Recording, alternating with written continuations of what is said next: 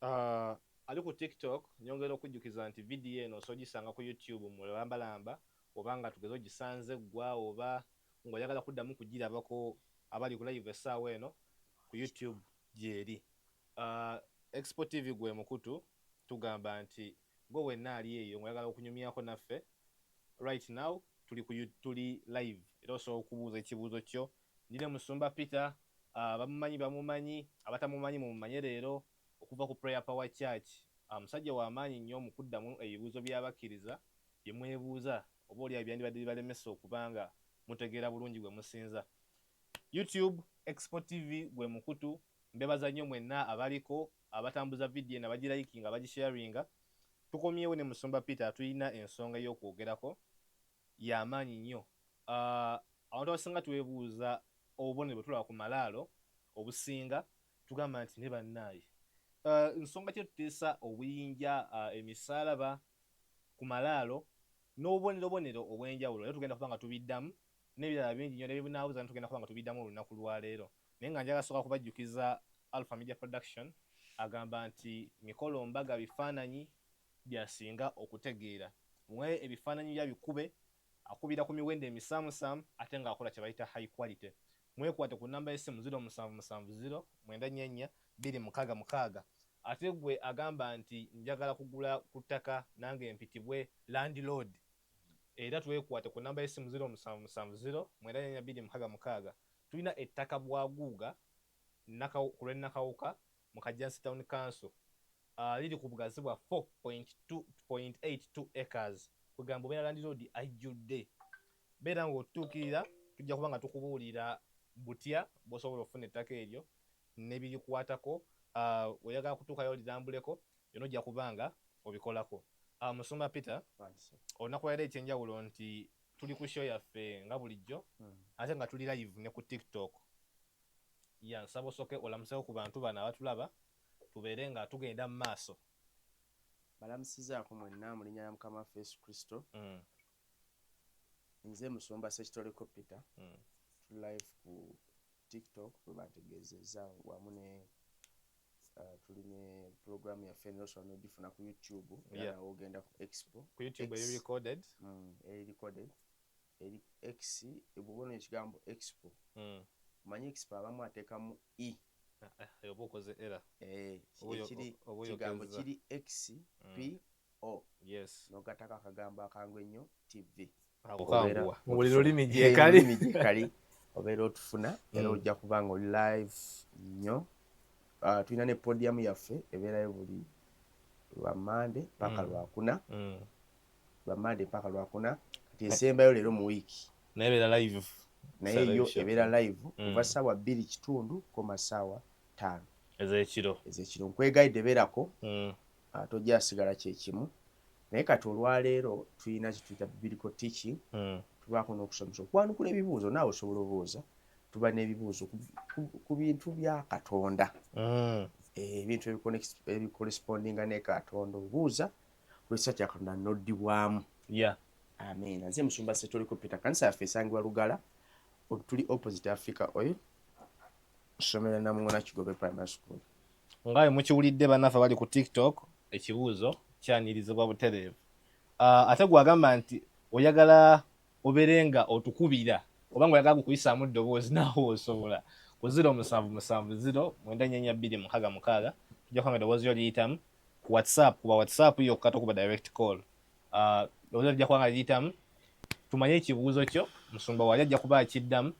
Nammwe abalina okubuusabuusa okw'enjawulo kiba kirungi n'obuuza okusinga okubeerayo ng'ofa ekimugunyu. Naye olunaku lwa tugenda tandika n'ensonga ndowooza byebimu ku bibuuzo era ebiva mu mmwe.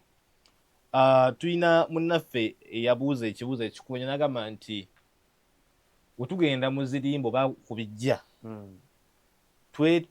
twekanga nnyo nti ogenda mu byalo eyo wansi wesanga n'omuntu gwe bataazimbira kijja nga bamuteekako obuteesi ttaka nga naye bamusimbako omusaalaba. Kati munne neebuuza omusaalaba guno kiki ennyo? Lwaki bandifudde n'omusaalaba otuuka n'okugussa ku muntu gwe baziise mu ttaka obutaka? Lwaki omuntu lwaki ebijja ebijja amalaalo waliwo ebigambo ebikozesebwa ebijja amalaalo nozaawo pululo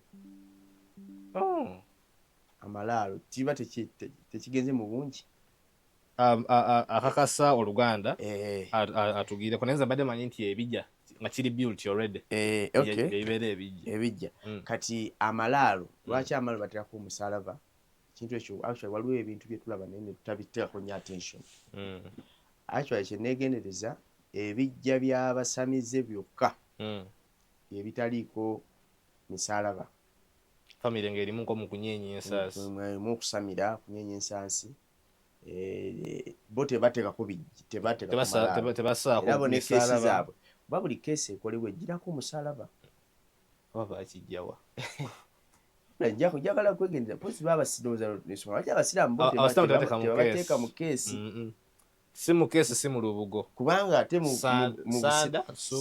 sanda zokka lowooza bo kyekiri kye bagamba nti ne nabbi Isa agenda kujja ng'azikiriza misalaba nakuwasa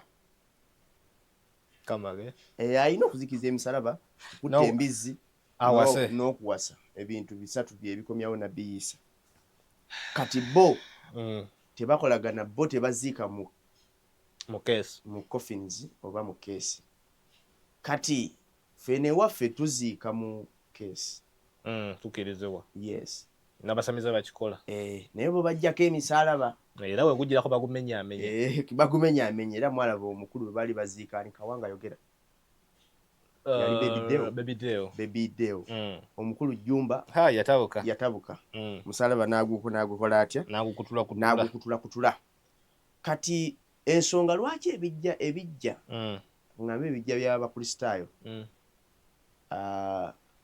kankiganda bwentyo bibeerako emisalaba lwaki ensonga ziringa bbiri ze ngenda okuwa first of all tewali nsonga mu Bayibuli ekidifendinga tewali kanyiriri mu Bayibuli akakinyonyola akakiwagira nti muteekeko emisalaba oba temuteekako tewali bakidifendinga mu Bayibuli tewali we bakikubira naye ensonga lwaki abantu bateekako emisalaba bakikola mu ngeri bweti esooka nti tukimanyi ffenna Kristo yawangulira ku musalaba ekyo tukimanyi Kristo yawangulira ku musalaba era bwe nkuwaana akanyiri manyi njagala nnyo naye mba nga siri mu firimu kubanga njogera bwogezi noba nga tonyumya bunyumya sinyumya bunyumya mboozi bwe tugenda wano mu Bakolosaayi olungi yagambye nti praise God my people bwe tugenda mu Bakolosaayi 2 mulungi tukutumideko mu nnya lya Mukama waffe Bakolosaayi 2:14 egamba nti n'okusangula 14 Bakolosaayi 2:14 mu y'oluzungu ebeera Colossians 2:14 n'okusangula endagaano eyawandiikibwa mu mateeka eyakolebwa eyali omulabe waffe nayo n'ajjamu wakati mu kkubo bwe yagikolera ku musalaba 15 bwe yayambulira ddala obwami n'amasaza n'abiwemuukiriza mu lwatu bwe yawangulira ku musalaba yawangulira ku gwo kati abantu babateekako omusalaba ng'akabonero ke bagezaako siga nti ke bagezaako okulaga nti n'oyo awangule era bw'oba ojjukira bulungi omukulu Ddaani akayimba ke tuyimba naddala bwe twali eri mu ddiini ng'omuntu aziikibwa okajjukira basingawo okuyimba kano akaamaze emirimu gye kave kaakate waliyo akalala ffe twakayimbanga nnyo nga tuli mu ddiini ng'omuntu aziikibwa era njukira kuba nze mu kuziikibwa nabangawo kuba nze nakula siiti ya mirambo lwaki tewasikipinganga kuziika nabangawo nnyo njagala okulaba ddala omuntu oyo bamuteekawa oba babeeranga balabe bo ngakakasa nti babataddeyo nga mukamwana ne Nazaala nali njakumanya kitambula kitya kati twayimbanga akayimba nti fuba fuba eggulu ly'empeera fuba fuba eggulu ly'empeera tewakawulirako nakawulirako bali bamugamba kufuba ki awangule ate owangule ekingoma zoffa anti ffe bwetyo bwe twayimbanga kati si ekimu ku kintu ekiteesako omuntu omusalaba nga tugamba nti olaba Yesu yawangulirako n'ono omuntu waffe awangule. Ekyo kimu. Ekyokubiri, omusalaba guno baguteekako nga bagezaako okuzimbamu abantu essuubi ery'okuzuukira. Okuzuukira gyekuli. Nga Yesu bwe yali ku musalaba n'afa n'aziikibwa n'azuukira. Ne bano tugezaako baba babazimbamu essuubi nti naawe nga bw'ogenze ojja kudda osobola okuzuukira. Kati awo ekifuna. Naye ng'ate mu Bayibuli mu ndagaano enkadde otuuka ku mpya tekuliko bantu be baaziika ne babateekako emisalaba. Tekirina bwe kirabikako. Abantu entaano edda baziteekako mayinja, abamu baziwanikanga ku mannya. N'ekyo ekyamanya kikyaliwo nakati. Ekyamanya n'ekyo kyandibadde kiri appropriate omuntu museeko amannya. Bagezaako okumwawula kubanga mu kijja nosangamu amalalo mangi. Bagezaako okumwawula. Wakati olaba era oli omuntu asukugamba bwano baziika jjajjaffe wuuyo awo Minaani Kakooza, ate wali baziika gundi Sengaffe Minaani Kakooza. So bagezaako kumwawula. Eyo kitegeerekese. Atategedde ku kyamalaalo ojakirizibwa okubuuza. Comment section nzigule buuza ekibuuzo kyonna ky'owulira ng'oyagala kubuuza naye nga byakukkiriza. Tojja wano n'obuuza banne Kyagulanyi aliwa tetumanyi, tetulina kye tumumanyiiko. Waliwo ekibuuzo kyali kyabaddewo nga kikwatagana ku ggulu n'ensi empya. Abantu simanyi kino ekintu nga bo gye bakipasiivingamu. Bawulira nti waliyo amagulu ag'enjawulo oba heavens. Actually mu Luganda kifa amagulu. Era olina kiyita eggulu ery'enjawulo. Kale waliyo eggulu Oluganda olutuufu lulina kuba lutya? Ggulu tewali kyakola. Oluganda lukopi. Kale ggulu is it 7 rims oba 7 heavens? 7 heavens bwe batugamba. Kati waliwo abantu bagamba nti oba ebyo tebiriiyo nga wano we tuli Katonda agenda kujja buzzi agambe nti onabadde mulungi akwambaze ekyambalo kikyo akukyuse bukyusa. Ate waliwo n'okusomesa okuva eri muganda waffe ono w'Enansana ye tukakasa n'atugamba nti wano wennyini we tuli we wali ensi z'emirundi 3, wano wali eggulu, wali egeyeena naffe abalamu. Just tetweraba bwerabi abali mu geyeena bayinza okuba batulaba n'ali mu ggulu batulaba naye ffe tusobola kukola ki? Ffe kubalaba. N'agamba nti ate n'omuntu kyayitamu kubanga essaawa zino oli mu kunyigirizibwa. Tugeze landlord akugobye, omulimu tolina, abaana bali mu kukaabirira, oli single mother oli awo weebuuza n'egyo dda tomanyiiyo bakuzaala kyana mu Kakoli Kampala, ogwo oli mu ggeyeena lyo liri mu kubengeya right now. Lyakutandikako ddala kati ate kati ye oli aliye mu nnyonyi yeeyagala ali mu ggulu lye naye already. Ate nakyo n'okiraba nga kyandibanga nakyo ki? N'agamba nti woofa gwe ebyensi oba tokyabivunaanyizibwako teri agenda kukubuuza wakola otya oba ogenze mu bulamu ddala nga bwe tuva eri gye tuva ne tujja mu guno obw'omubiri. Agamba nti we tuva eri bye twakola eri tebituvunaanyizibwako mu buno. Ti ne bwe tuva wano gye tulaga nti bye mutugamba nti nno waliyo eggulu tugenda kweyagala obulamu butaggwaawo nti ebyo tebiriiyo. Woofa oba ogenze mu bulamu bulala oba you have experienced your heaven oba hell wano wennyini ng'oli mubiri. Nejjogera naye waliyo story endala. So kati simanyi how do you go about that gwekyo oyo oyinza muddamu otya? Kati nze ekimu ku kintu kye nnyinza okugamba first of all kasuke nkole clarification nti eggulu lya bika bisatu. Eggulu liri gali there are 3 heavens. Eggulu lya bika bisatu. Eggulu erisooka, eryokubiri n'eryokusatu. Bibiri kale ezinyirizi ze tulinawo eziraga eggulu lya mirundi 3. Tewali magulu 7, tewali magulu 9, tewali magulu 10. Ya mirundi 3. era mu eryo waliwo Katonda waatulira ddala mwatulira ddala ngenda kubalaga ennyiriri eri mu baganda baffe abayisiraamu bagamba kuli omusanvu gyatuula bo bamuwanika dda kuli omusanvu kati kunya erisooka wansi ajja kiro n'alambulako era agamba nti w'osaba essaala ekiro eyekolerawo aba ali kumpi aba akuwulira bulereevu kati ffe waffe atula mu lyakusatu gyatuula era Bayibuli egamba where God dwells tasengukako waatuula awo Katonda affe alina obusobozi okuwulira ne bwaba tatudde ne bwaba tasse wansi mpuliriza bulungi naye omuntu bw'agamba nti eggulu liri wano nga bw'onnyonnyodde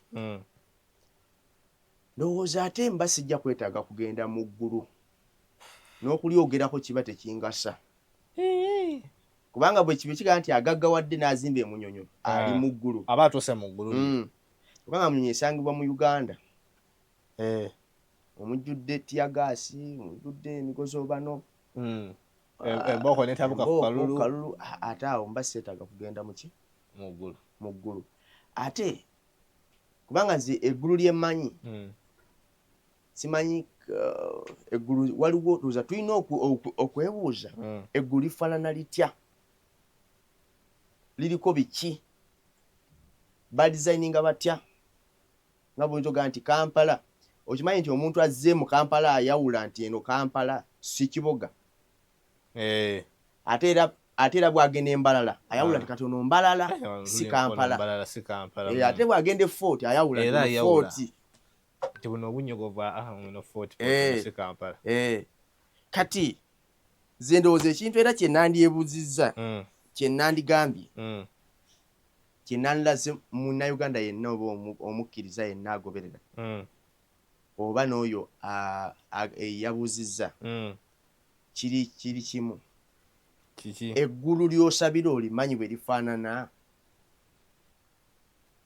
olinaavaina agamba nti simanyi kati ate obwo buzibu nti musumba ngamba waliyo eggulu buzibu kubanga bajja kusiba kapa muki mu kutiya ate ogende ng'oli musanyufu ate ogende ng'oli musanyufu kuba kati omuntu bw'oba tomanyi Kampala bw'okoma ennansana okuba essimu mu kyalo n'ogamba nti tuli eno Kampala bwe tolaba nga Kyengera akulaakulanye bw'era otuuka ekyengera n'ogamba tuli eno wa ati abava eri bonna batuuka ekyengera nalaba amataala kolansi omulungi ekuba olyawulirawo kabulooka natuusedde Kampala era akuba essimu tuli Kampala bannange tebala Kyengera akulaakulanye Kyengera nsangi nabbingaawo Kampala ali kwosha aya basi naye nga toliwa toli Kampala tonna kuyingira Kampala district okyali mu Wakiso kati naawe kati omuntu ajja kujja ku mulamwa ajja kubuzaabuza akulemesa kyotegekera kyokolerera eggulu gye riri era abo abalikolerera bajja liyingiramu abalikolerera lirimu okukolerera abatalikolerera bajja kugenda era gye bakolerera naye eri nga siwakolerera okolererayo nayo anti ebibala byo bye bikusalirawo gyodda kubanza empulira nti newoba ng'otambulira mu layini eno ensobyemu esobola kyobutwala bateekawo akagi k'okwenenya okimanyi twaliyo omuntu alina nga tamanyi nti alina n'okwonoona anti awo bwe buzibu towakana gwaliyo kuba ekyo kirabira kuba nabasosola mu langi era Katonda ajajinga ebi bisatu waliwo ekibi kyokola ng'omanyi okimanyi waliwo ekibi kyokola nga tomanyi waliwo ekibi kyokola ng'omanyi naye nga tokyagala oba ofuusaani yali Pawulo kyenkola sikyagala Balumi 7 nekyenjagala si kyenkola wabula ekibi ekyendimu kati Pawulo yooli yali takyagala naye ng'akikola yesanga akikoze kati bwe tukomawo ku kye bayita eggulu eggulu kati yabuza naye kati bino mpuliddemu nti ensi empya ensi empya ensi enkadde eggulu epya eggulu ekadde nga ye alaba nti Katonda ajja kujja tukyusize wano tuleme kugamba nti ate waliyo eggulu yagambye ye mu kulaba kwe ngagamba Katonda ajja kujja buzzi wano ku nsi transforming nti abadde abalungi twambale nga Bible we describing ebyambali kola ki ebitemagana ababadde ababi namwe mwambale ekizikiza kyammwe kati kyesimanyi oba batwawule oba tusigale wamu akyo takinnyonnyodde bulungi kati kiri bwe kiti kantemetememu nemme kulwisa abantu ekisooka wagenda kubaawo kye bayita millennial reign okufuga kwa mukama waffe kubanga tulina okufugamu ne mukama waffe oba ekyo kimanyi mukama waffe Yesu tulina okufugamu naye kati omukulu ddani wagenda kubayo emyaka 10 nga tufuga ne Yesu ku nsi kuno sokolindeko kati ani afuga otuba nga tugenda tulinza kufuga ne mukama waffe kati ani afuga essaawa ya leero ekibuuzo kirungi kati ani akola ki ani afuga batugamba ennaku envanyuma tuzinze tetuziraba ennaku envanyuma zatandika dda leka naawe anti tulabira ku bubonero tuli mu nnaku envanyuma ojja kale tumanyi anti waliwo ebintu Bayibuli byekoonako ebirina okolebwa mu nnaku envanyuma obutaagaliza okwewalana obutaba na mikwano ginywedde ettima litabuse oyo akulemesa nekyatagenda kulya kati ezo ennaku envanyuma zatandikira tuli mu nnaku envanyuma kati obuziza kati ani afuga ekisooka kasooka nkuzza emabega nti Bayibuli egamba nti Katonda w'ensi eno yaani ye Sitaani musumba naawe towa basamize maanyi atoza nkulimba basamize bayinza okugira wano bakoliiso ne bakyakyaliza kumbe bakoliiso nnyanya musumba nga wanoonya bakoliiso waliwo bagambye wano praise God bamuyita Naalongo agambye big up brother Dani how are you bane ndi bulungi tuli bulungi good afternoon musumba ndaba wano mulungi nagamba nti musumba how long does one take to reach heaven if he is dead kirungi kadiwa Katonda bakoliise ekyokubiri nnyanyi egamba Katonda w'emirembe gino Katonda w'emirembe gino Katonda w'emirembe gino be yaziba amaaso ag'amagezi gaabwe abatakkiriza omusana gw'enjiri ey'ekitiibwa eya Kristo oyo kye kifaananyi kya Katonda guleme okukola ki guleme okubakira kati de kansoke nkusomereko ne mu Luzungu kivayo bulungi tusomeko ne mu Luzungu obeere ng'okifunira ddala bulungi for the God of this world has blinded the unbeliever's mind and bw'olaba akagambo God of ulaba God owa small azibye amaaso g'endowooza y'abatakkiriza nga ye Sitaani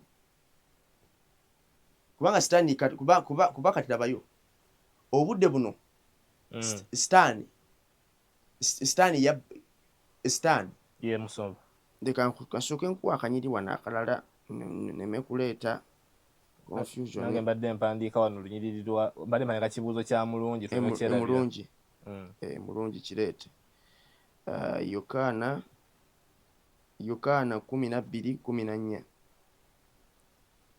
egamba etya 12 Yokaana 14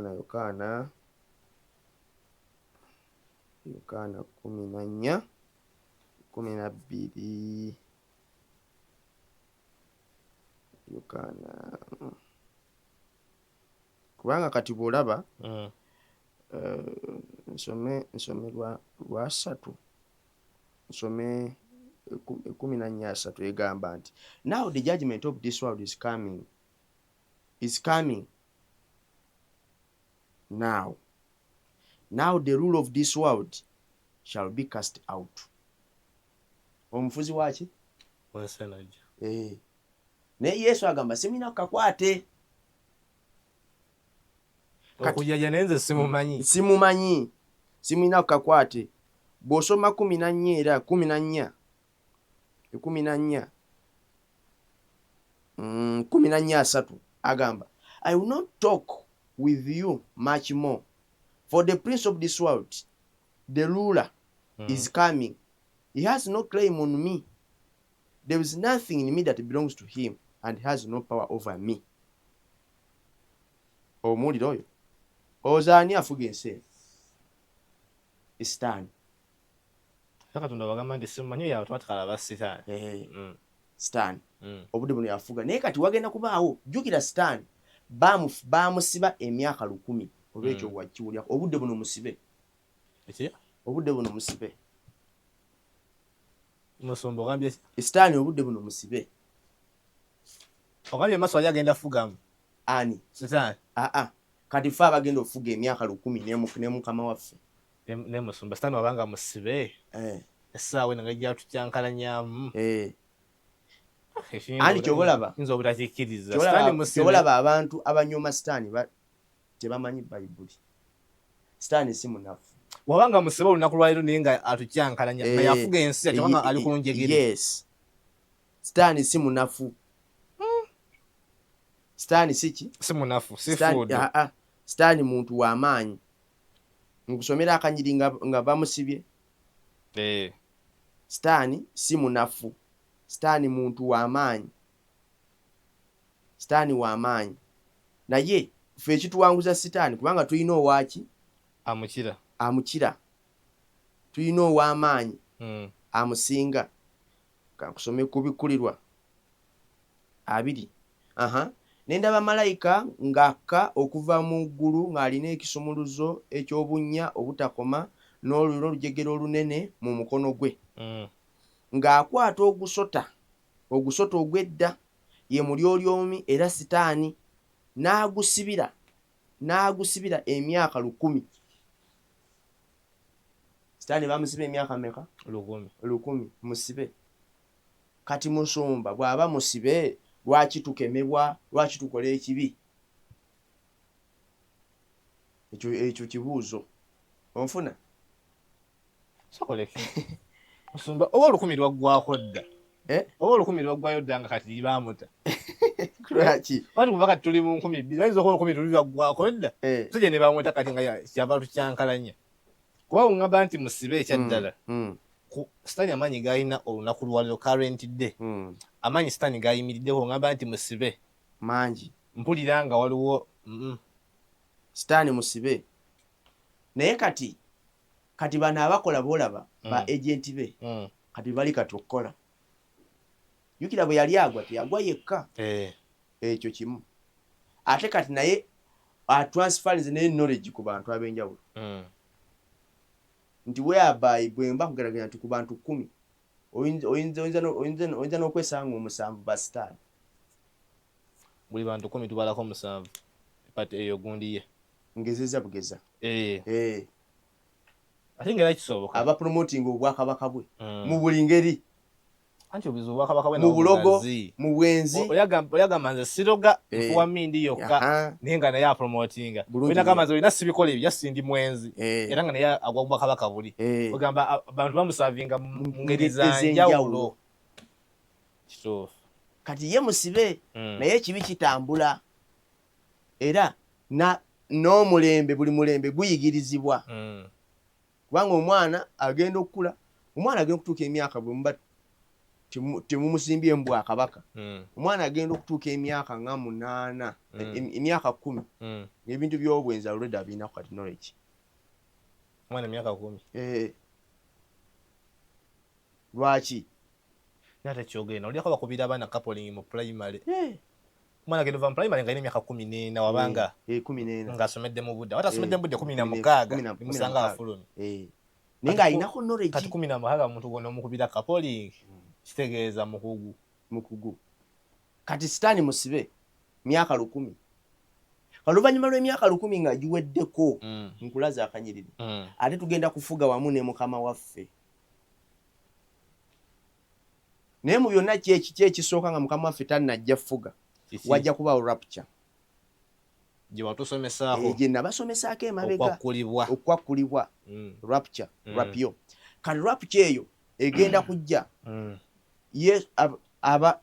waliwo jjukira already abaayebaka mu mukama waffe nga Daniel 12:3 waliwo abaayebaka mu mukama waffe abalinze okuzuukizibwa naye ate ku nsi kuno rapture ejja kubaawo ng'era kukyaliko abatuukirivu abakyaliko kati abo be bajja okukwakulibwa jjukira bakwakula batuukirivu bokka omwonoonyi osigala naye ng'onaawe okyasobola okugenda oba weenenyezza okutekuba kwenenya kati okwenenya kusoboka kati wali kigenda kuba ki kubanga lwaki anti labayo omukulu Dani mu ggulu waliyo entebe 2 mpuliriza bulungi waki bayita judgment seat ey'okusala omusango n'ey'ekisa kati obudde buno Katonda atudde ku ntebe ya kisa kyobalaba ne bwoba okoze ekibi nga kyenkana kitya ne bwoba yeggwe kibwetere eyayo ky'abantu ekannungu ne weenenya kati Katonda akola atya akusonyiwa onfuna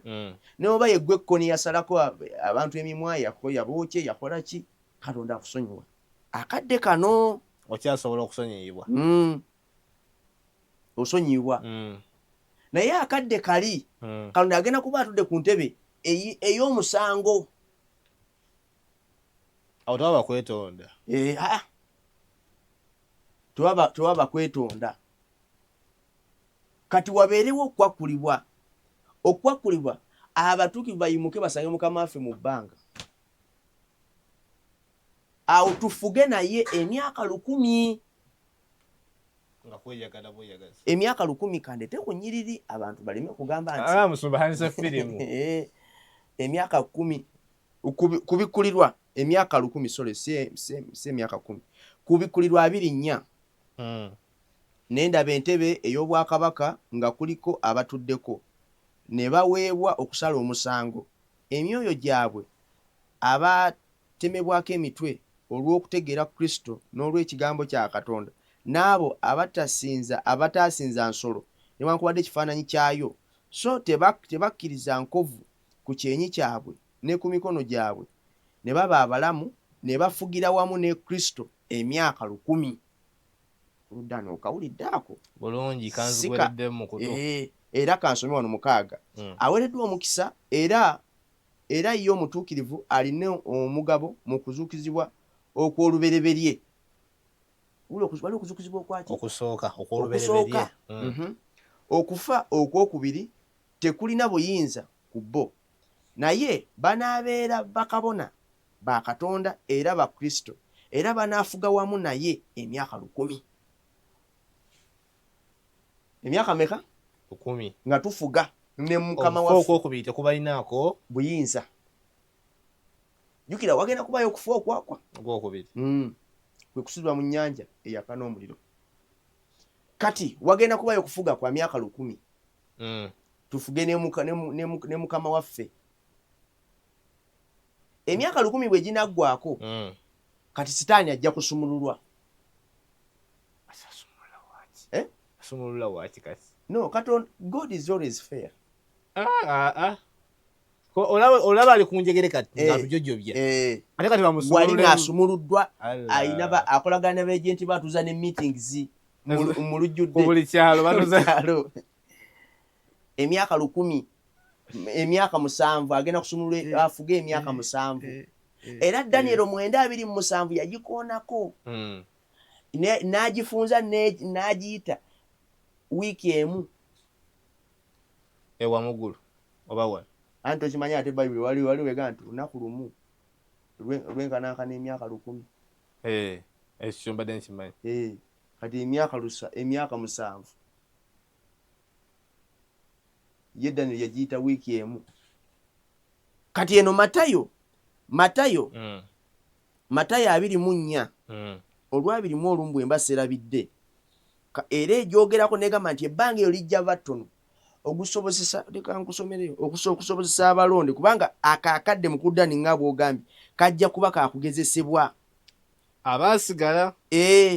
abaasigala ojjukira wano tufuga ne mukama waffe naye abali mu nsi bali abataakwakuliddwa Kristo abatabayinako buzibu nenga nabo basuubirwa weebali babeerawo ate naawe ekibi kibeera restrained kibeera ng'ekiweddemu amaanyi naye nga weekiri era ekibi kikyaliwo naye nga basuubira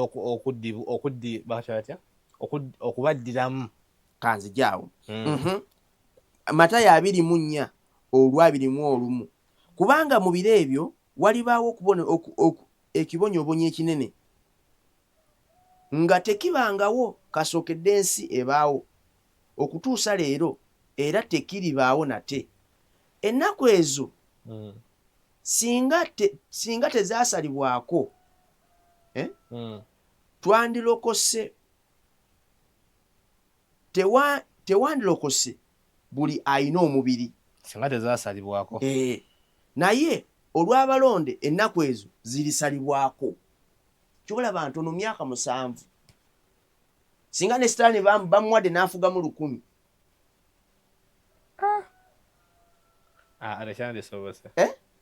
n'omutuukirivu yandigudde kubanga Sitaani awo mu buli ngeri ng'asumuluddwa akusalira amagezi Sitaani mukalabakalaba bayibuli kunyumizaako ku baana bano bajajja Petto ajja bw'ati anti kati mwe mwavudde mupi wano mwazze 1 week era mbuuzaako n'omukwata mu ngalo bya mirembe olumukwatamu n'anyiga gamba nze kabaka ng'olina okyogera ssebo gwe kabaka so buli ayogera nnyo nayo kamyumyulamu ssebo gwe kabaka kati fukamira n'afukamira kiddemu nze kabaka nti gwe kabaka afuusala amagezi gonna agabakinya mukiize nti ye munene watewali yagambye nti oli mutono ssebo ne oba tomudespaizinze ayina okwetera okonfensinga nti ye kabaka kati emyaka 10 wegiwa Sitaani afugemu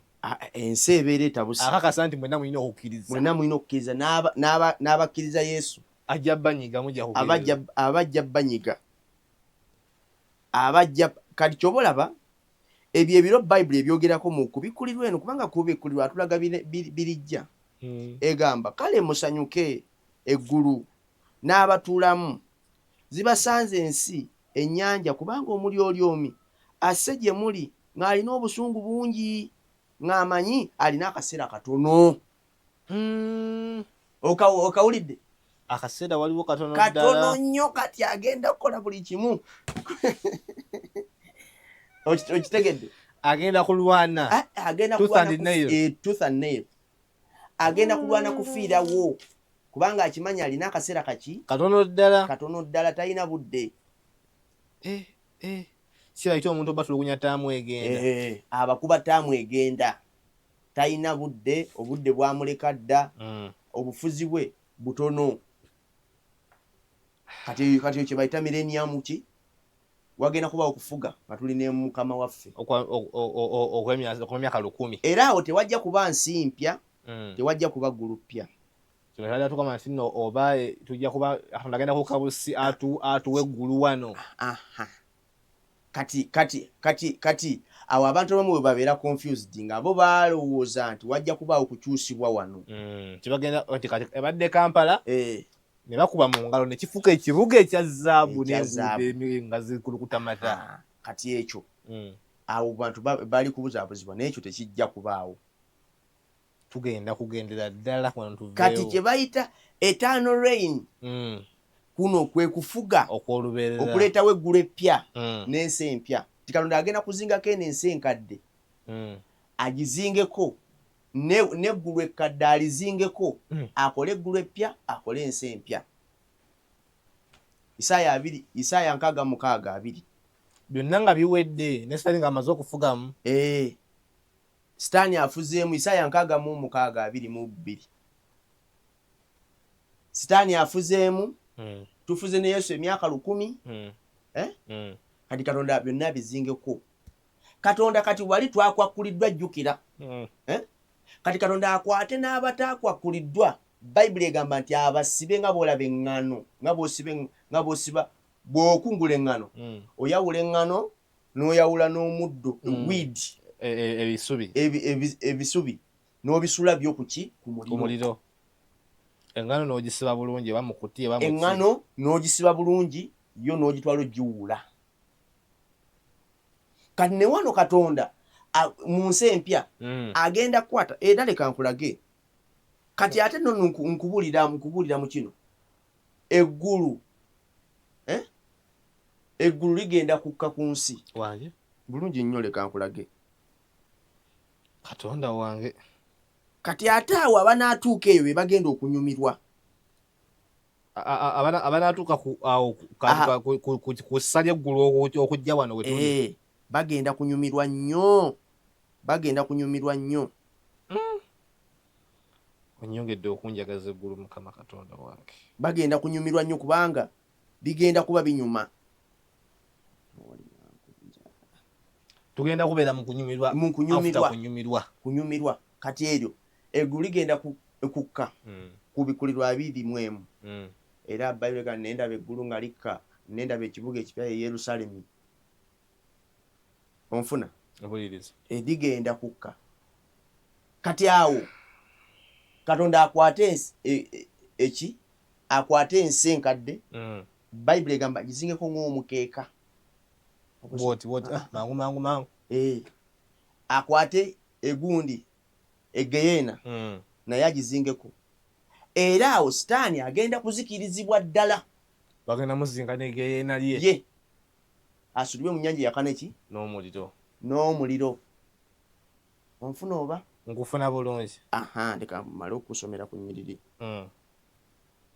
olunyiriri tuwe kuba tulwetaagira ddala nendaba eggulu erijja n'ensi empya owulidde sebo mpuliriza kubanga eggulu ery'olubereberye n'ensi ey'olubereberye byebikadde nga bigenze n'ennyanja nga tekyaliwo nendaba ekibuga ekitukuvu Yerusalemu ekijja nga kikka okuva mu ggulu ewa Katonda nga kitegekeddwa ng'omugole ayogerezeddwa bba wangi olabye mpulidde kati wano bwe tugenda okutula mu ggulu lyaffe ffe abalikoleredde tunyumirwe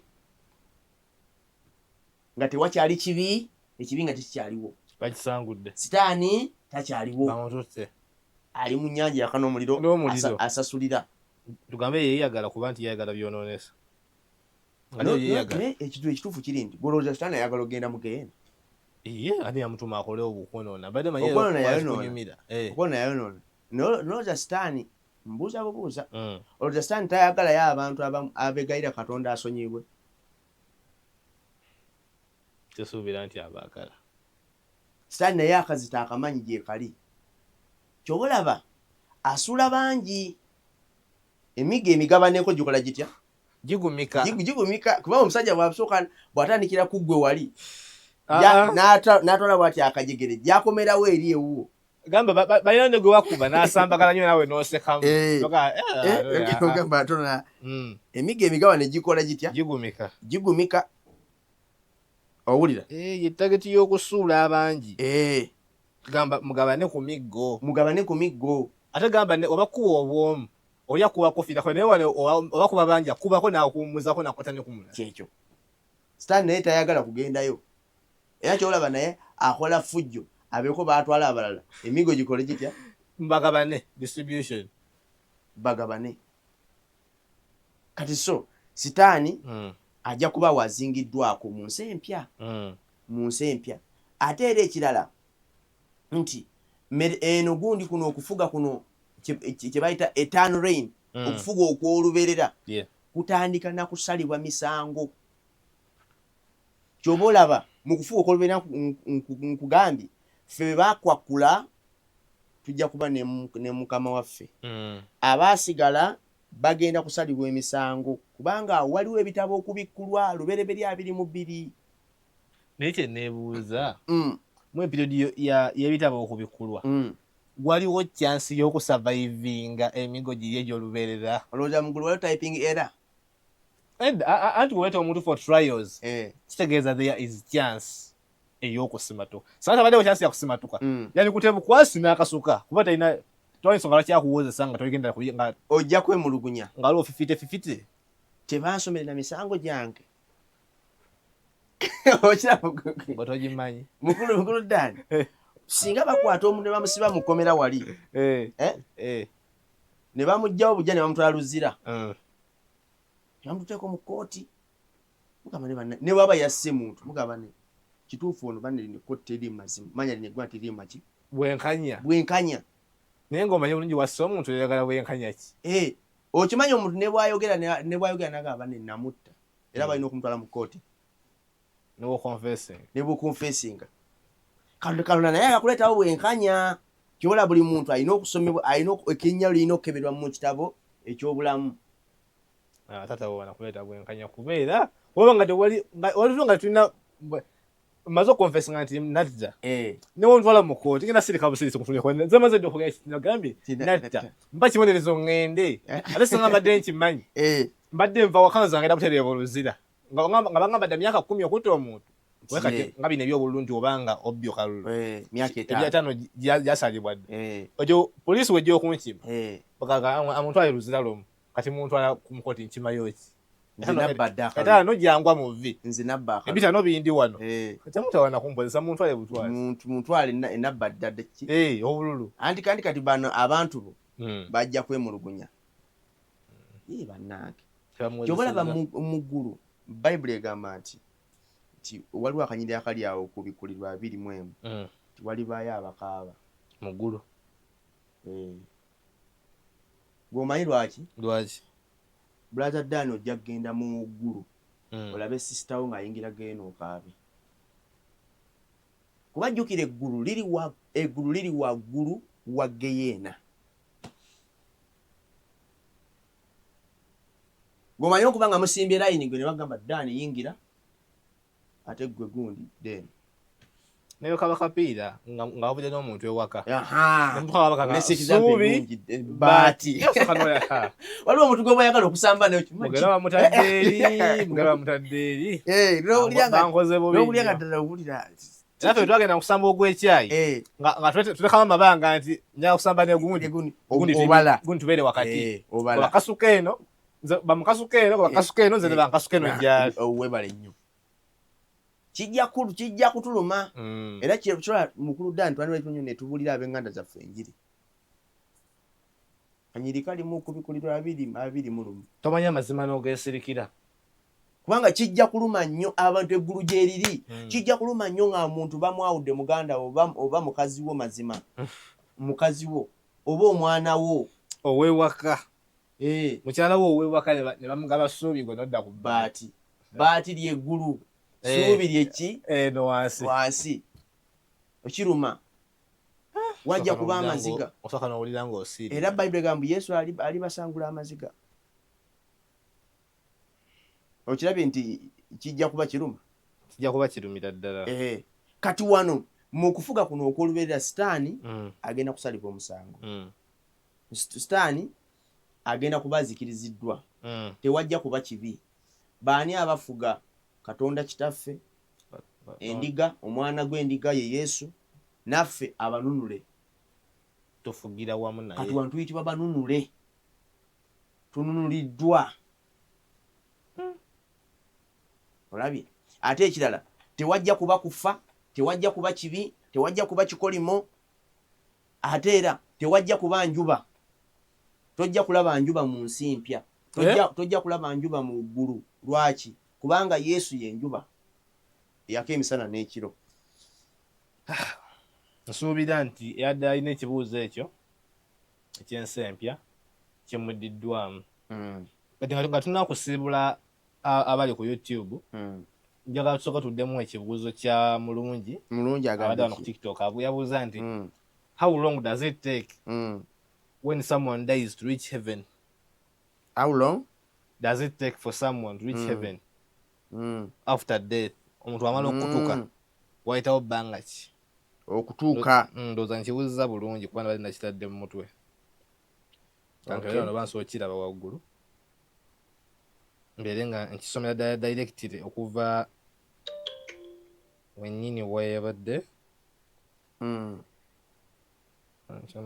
which means I don't trust me bambi nenyambuka wano n'agamba Kyeka kiri waggulu. Nodda kyekyo ndowooza. Nodda nkiwandiisa wano. Era simanyi akisoma ku direct. Onyabuuza nti how long does it take to reach heaven when someone dies? Muntu afudde kimutwalya bbanga okutuuka mu ggulu. Actually Bible teraga kadde. Naye ng'omuntu waafa nga mutuukirivu agenda direct oba asooka kulinda? Kati obudde buno omuntu bw'afa otulabira ku Yesu agamba omuvubuka oli olwaleero ojja kuba nange muki leero oli nange ku mukono gwa ddyo era ojja kubeera nange. Luka 23:43 ojja kuba nange mu lusuku. Kajjukira eggulu paradise eggulu erisooka eggulu eryokubiri paradise lyakubiri. Kati liri anti kati kyokka gwe sooka wano waliwo ekintu kyesikonyeeko. Sooka weebuuze Katonda bwe yali atonda ate yeggulu ate yatuulawa. Ekyo jakituwa omulundi omulala. Bassebo ne bannyabo. Kati akadde kasooke nfundefunde akadde ak'omuntu kaatwala okutuuka mu ggulu tekalagibwa, tekali certain, tekali identified anywhere. Naye ky'omanya nti tatuukayo mu dakiika 3 okutuuka mu ggulu eri ewa kitaffe tulina okulaga. Tatuuka mu dakiika 3 newankubadde abamu bagereesa mbwe dakiika 4 abamu nti oluvannyuma lw'ennaku 4 bwe bagamba wano bajja kiri ekyokwabya olumbe mu nnaku 4 naye tugereesa bugereesa naye tekiri bibiriko kyekyo. Alright, bassebo ne bannyabo abatulabira ku YouTube omukutu wa Expo TV, tugenda kukoma wano wennyini, tetugenda kubanga tusukkawo, abula tujja kubanga tukola, tulina shows nyingi nnyo. Tulina ekitibwa The Podium eba ssaawa 2 paka ssaawa 5 Monday paka Lwakuna. Mbasaba mubeereko aba YouTube musharinge mulaikinge obutambi buno, ate mubeere nga muinvitinga ne bannamwe babeere nga batulabako, bakuba shows tukola bambi zinyuma ate ziyigiriza. Yakwegamba ofuna bibiri obuba obukadde anti obeerawo awo nga onyumirwa kyolaba, so si kulaba nga ali ku pisto nti ojja kubiraba lwampaka olwagabo lwaleero. Olaba wonyumirwa. Mubeereko nnyo, twagala tubasangayo ku Podium abali ku YouTube. Tukome wano, bye bye. Mukama atwagalire. Abali ku TikTok, Expo TV to the world. Wonna woli tambuza live. Expo TV sharinga to the world. Likinga.